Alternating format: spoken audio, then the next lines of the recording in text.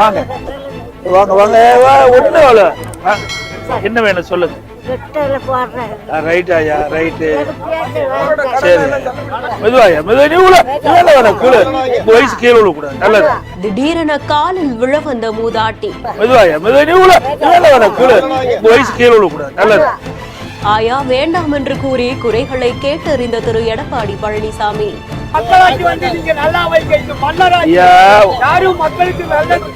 கடற்கரையில் மீனவர்களுடன் உரையாடிய காட்சி. இந்த தேர்தலில் ஜெயிக்கிறது நீங்கத்தான். எங்க ஆட்சி இருக்கும் போதுதாங்க இதுக்கு 24 கோடி கொடுத்து ஊர் மக்கள் சார்பா 11 கோடி கொடுத்து ஆரம்பிச்சோம். துரதிருஷ்டவசமா ஆட்சி மாற்றம் ஏற்பட்டு போச்சு. சரிங்க. எடப்பாடி பழனிசாமி அவர்களுடைய புரட்சி தமிழரின் எழுச்சி பயணம் சுற்றுப்பயணத்துல நாகை, திருவாரூர் உள்ளிட்ட மாவட்டங்கள்ல சுற்றுப்பயணம் மேற்கொள்ளப்பட்டிருக்கு. அங்க கடற்கரையோரமா இருக்கக்கூடிய கிராமங்களுக்கும் நேரடியா சென்று அவங்களுடைய குறைகளை கேட்டறிஞ்சிருக்காங்க. மீனவர்கள் எங்களுக்கு துறைமுகம் வேணும் அப்படின்ற மாதிரியா கோரிக்கையை எடப்பாடி பழனிசாமி அவர்கள் கிட்ட முன்வைக்க, அப்போ ஒரு மூதாட்டி கூட்டத்திற்கு இடையில இபிஎஸ் அவர்களுடைய பாதங்களை தொட்டு வணங்குறதுக்காக வராங்க. அவங்கள ஆயா அப்படின்ற மாதிரியா அன்போடு கூப்பிட்டு அவங்களுடைய குறைகளையும் கேட்டு தெரிந்து கொள்ளக்கூடிய காட்சிகள் பதிவாகி இருக்கு.